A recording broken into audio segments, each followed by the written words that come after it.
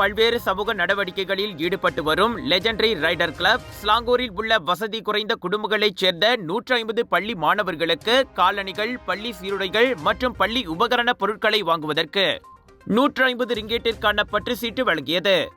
பள்ளி புதிய கல்வி ஆண்டு விரைவில் தொடங்கவிருப்பதால் முன்கூட்டியே இந்த பற்று சீட்டு ஞாயிற்றுக்கிழமையன்று குவாலஸ்லாங்கூரில் உள்ள ஸ்ரீ சுப்பிரமணியர் ஆலயத்தில் நடைபெற்ற பொங்கல் வைக்கும் நிகழ்வில் வழங்கப்பட்டது. முதல் கட்டமாக சுமார் 40 பிள்ளைகளுக்கு இந்த பற்றுச்சீட்டு வழங்கப்பட்டதாக லெஜெண்டரி ரைடர்ஸ் கிளப்பின் தலைவர் மகேந்திரமணி தெரிவித்தார். குறைந்த வருமானம் பெறும் பிள்ளைகளின் கல்வி செலவுக்கான சிரமத்தை குறைப்பதற்கு இந்த உதவி பெரும் துணையாக இருக்கும் எனவும், மற்றொரு சமூக நல உதவி திட்டமாகவே புத்தாண்டில் அதுவும் பொங்கல் தினத்தில் மாணவர்கள் பயனடையும் நோக்கத்தில் இந்த நிகழ்ச்சி ஏற்பாடு செய்யப்பட்டதாக அவர் கூறினார்.